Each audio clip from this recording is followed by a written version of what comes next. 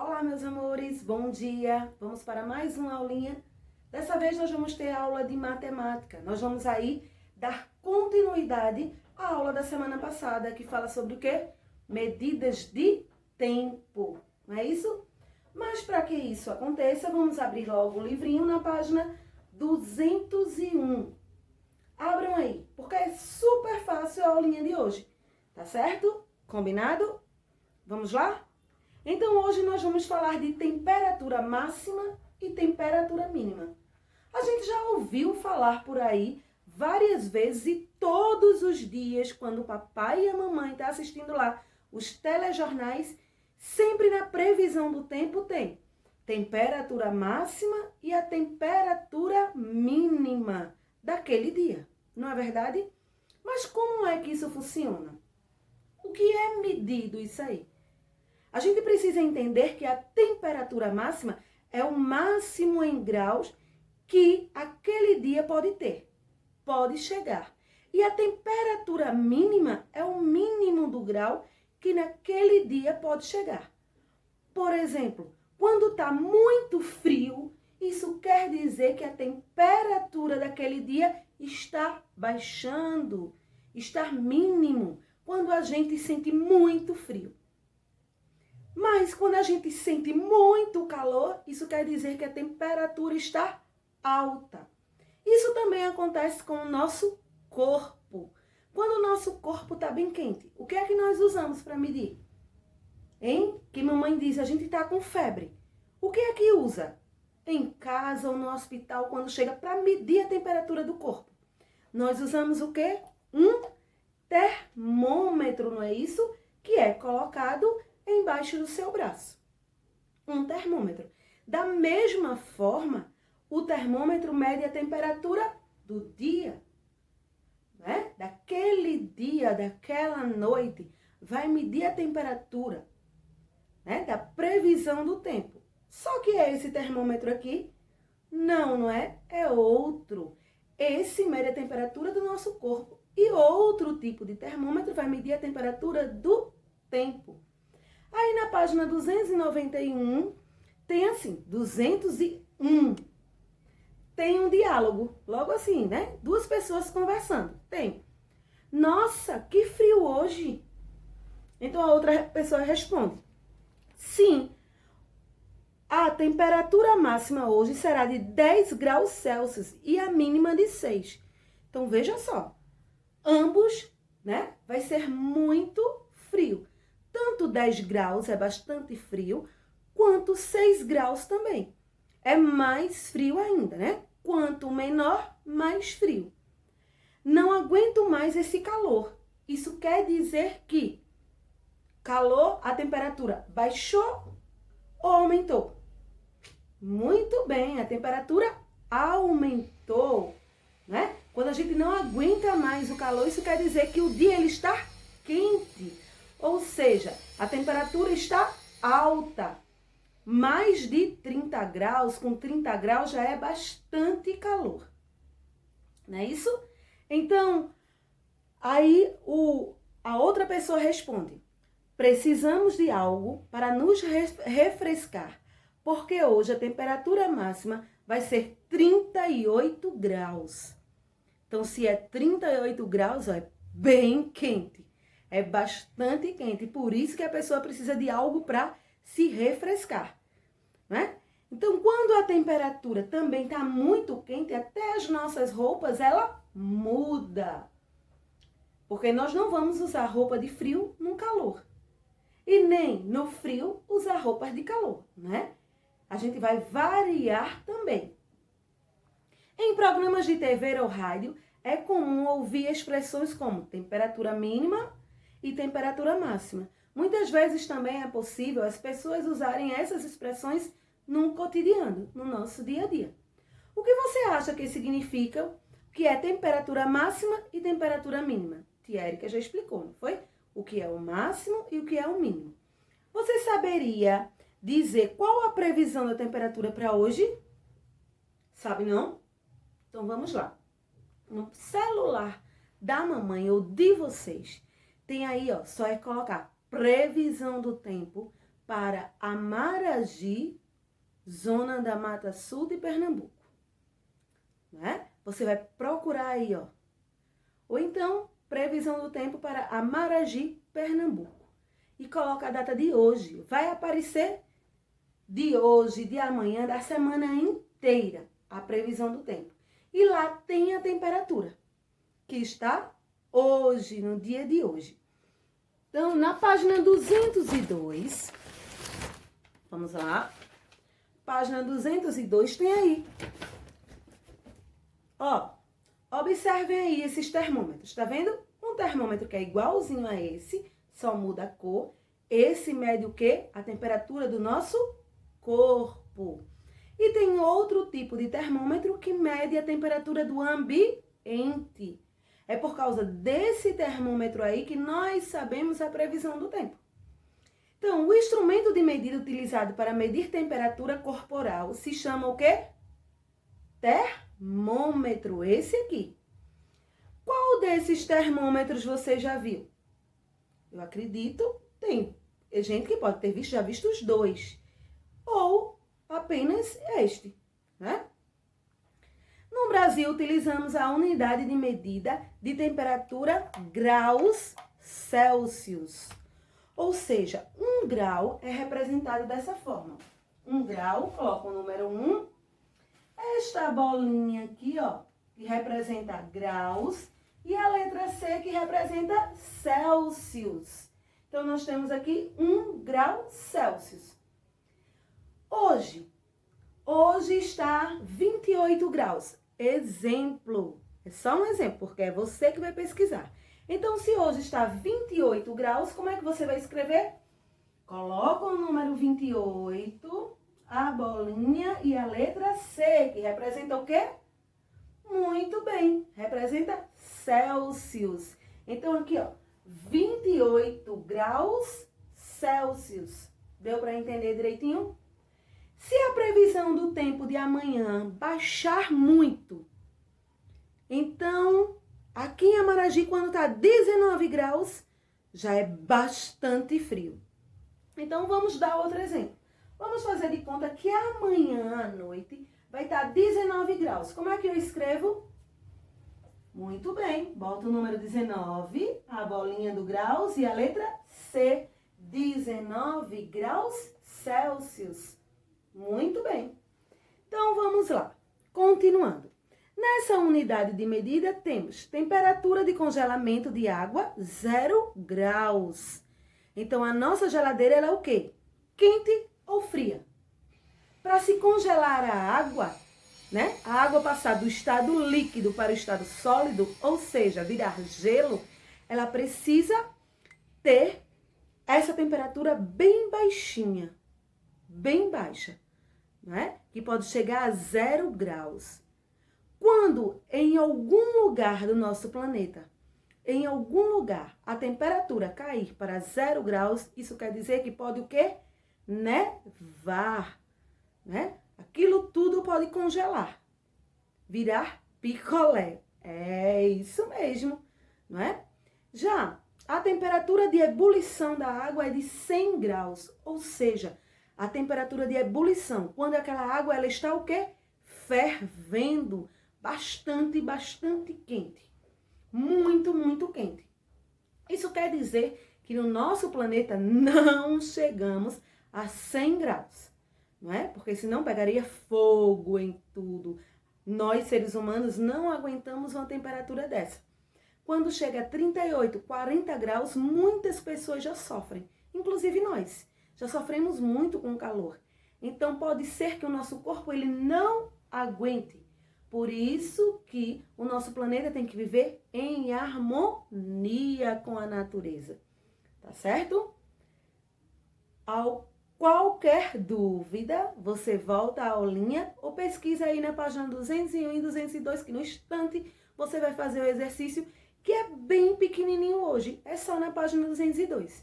Você vai ler, pesquisar e vai responder aí o número 1 e o número 2. Super fácil.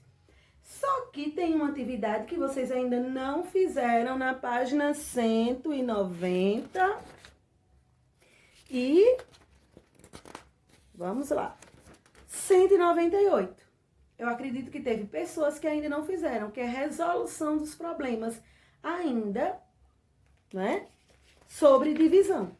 Então, na página 198, você pode concluir essa atividade.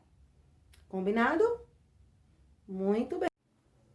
Dando início à nossa aulinha e à Semana do Folclore, hoje nós vamos falar sobre as lendas folclóricas. Tenho certeza que vocês já conhecem muitas delas, sabem contar aí à vontade, né? Hoje nós só vamos relembrar um pouquinho, porque lenda é uma narrativa fantasiosa transmitida pela tradição oral através dos tempos, de caráter fantástico ou fictício. As lendas combinam fatos reais e históricos com fatos irreais, que são meramente produto da imaginação aventuresca humana. Ou seja, as lendas tanto faz serem reais, verdadeiras, como fantasiosas, não é? Aquelas que é fruto da nossa imaginação. E as lendas, elas são contadas e passadas de geração para geração. Os avós de vocês já escutavam sobre algumas lendas. Os pais de vocês também. Vocês agora estão escutando. E assim vai ser, ó, de geração para geração. E não é bom a gente ouvir um pouquinho de lendas? Tem umas que dá aquele medo danado, né? Mas tem outras que a gente dá até aquela gargalhada. Como a tia Érica já falou para vocês, as lendas podem ser, não é? Pode ser do país inteiro, todo mundo conhecer aquela lenda, mas também existem lendas da nossa própria cidade. E tia Érica quer que vocês coloquem aí no caderninho de vocês uma lenda da nossa cidade. E que tia Érica quer ouvir vocês contando essa lenda.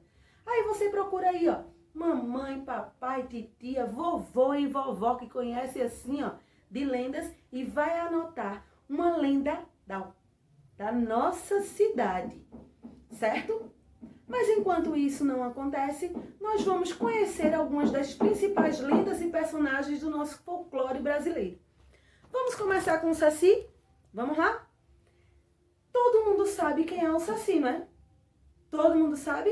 Aqui, ó, nós temos eu tenho aqui a representação de várias dessas lendas. E nós vamos começar falando dele, ó. Desse menino travesso, virado que só. Ele é um danado, esse negrinho aqui, ó.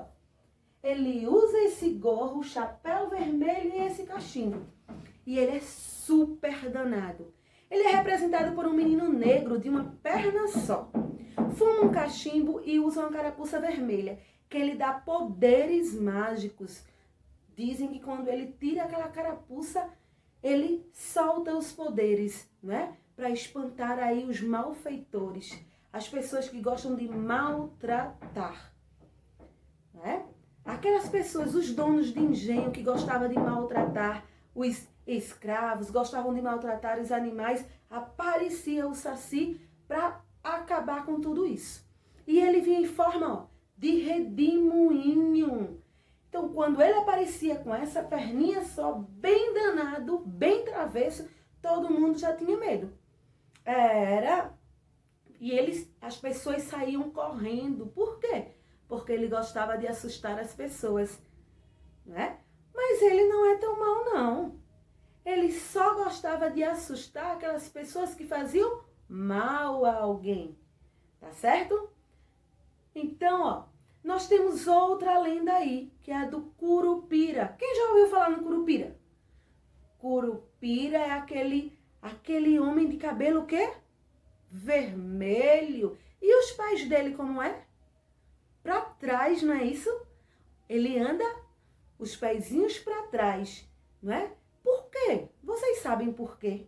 Esses pezinhos para trás do Curupira? Para despistar os caçadores, né? Porque ele é o protetor da floresta. Muito bem. Olha aqui, ó.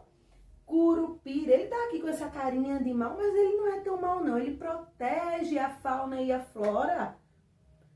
Então isso quer dizer, se ele é protetor da floresta, isso quer dizer que ele é nosso amigo, né? Então, ó, Ele tem esses pezinhos para trás, gosta de assoviar, não é? E tem esses pezinhos para trás para despistar os caçadores, as pessoas que querem derrubar as árvores, não é? Então ele protege a nossa floresta. Mas sabia que ele é um menino também muito travesso, muito virado? Ele é um menino travesso, virado, com cabelos vermelhos e pés virados para trás. A origem do nome é Tupi-Guarani e significa corpo de menino. Protetor da fauna e da flora, o curupira assobia e deixa pegadas com seus pés virados para trás. O objetivo é enganar os exploradores da natureza. Isso mesmo, como ele é bem virado, ó, os caçadores acham que ele está indo para trás, só que ele andou lá para frente, né? Porque com os pezinhos virados para trás, ele só engana essas pessoas, né? E quem já ouviu falar na mula sem cabeça? Meu Deus do céu, olha só. Olha, é um corpo de cavalo e no seu pescoço sai fogo. Ui, que eu não quero ver uma coisa dessa. Jamais, né? Vocês conhecem a história da mula sem cabeça? É um monstro que se manifesta quando uma mulher namora o padre. Que história é essa? Então, se uma mulher namora o padre, eita, ela vira o quê? Mula sem cabeça e sai por aí assustando o povo. Por maldição, foi transformada em uma mula. A mula solta fogo pelo pescoço e assusta pessoas e animais. Então, ó, o negócio é deixar o padre em paz, né? E não namorar o padre. Se namora o padre, o que é que vai virar? Mula sem cabeça. E ninguém quer, né? Virar isso aqui? Muito feio. Vamos para outra historinha, outra lenda. Agora nós vamos falar aí sobre o lobisomem. Isso mesmo, lobisomem, que tem formas humanas e tem formas de lobo. Que vivem por aí, ó, assustando. E ele é muito malvado. Realmente faz muito medo. Sabe por quê? Porque ele se alimenta de sangue. Então, ó, nós devemos correr e se esconder quando for noite de lua cheia e a gente escutar aquele uivo, não é? Nós devemos correr para dentro de casa, certo? Então, o lobisomem é um monstro muito violento com formas humanas e de lobo, que se alimenta de sangue. Acredita-se que quando uma mulher tem 7 filhas e o 8º filho é um homem, esse será um lobisomem. Já imaginou que cena triste? Se uma mulher tem 7 filhas, e a 8ª for um homem, ele já nasce predestinado a ser um lobisomem? Mas que história, né? Então, a sua transformação acontece nas encruzilhadas, em noite de lua cheia, por volta da meia-noite. Então, ó, quando for noite de lua cheia, né? De meia-noite em uma encruzilhada, se você estiver perto, então corre para dentro da sua casa. Fica lá não, hein? Que pode aparecer um lobisomem por aí. Vá que essa história seja verdade, hein? Não fica não, porque eu mesmo não fico. Morro de medo dessas coisas. Certo? Então aqui, ó, nós temos também, aqui no nosso quadrinho, a Yara. A Yara com aquele canto bem bonito, né? Ela envolve os homens com aquele canto. Os homens, eles ficam encantados e vai lá à beira do rio, ó. E ela é metade peixe, metade humana. Ela enfeitiça os homens. Para quê? Para eles virarem peixe também. Para casar com eles. Então, ela enfeitiça através do canto. E existem aí várias outras lendas. Então, o que é que você vai fazer hoje? Qual a atividade? Além de você pesquisar a lenda urbana da nossa cidade, uma lenda aí qualquer, existe a do cemitério da nossa cidade, existe a da cobra de Amaragi d'Água, existem várias lendas daqui de Amaragi, de comadre Fulozinha. Existem várias e várias e várias outras lendas que você vai perguntar aí. A vovó, a vovó, a titia, a priminho, a quem você quiser, mamãe, papai, a qualquer pessoa. Você vai escrever lá em seu caderno e contar, ó, pra tia Érica qual foi a lenda. Só que também você vai escolher um desses personagens da lenda que você mais gostou e você vai criar uma máscara e gravar um vídeo com sua máscara contando a história do personagem que você mais gostou, certo? E vai mandar para mim ainda hoje esse videozinho que tia Érica quer ver, tá bom? Você vai fazer sua máscara. Se gostou do Saci, do Curupira, da Iara, tem a Cuca, tem várias lendas que você também pode pesquisar que tia Érica nem contou ainda. E tá aí, ó, cheios de lendas para vocês. Então, vocês vão pesquisar e hoje vai fazer a sua máscara do seu personagem favorito e contar essa história aqui e mandar um videozinho bem curtinho pra tia Érica, tá certo? Tá bom? E amanhã tem mais da Semana do Folclore. Beijos! Tchau!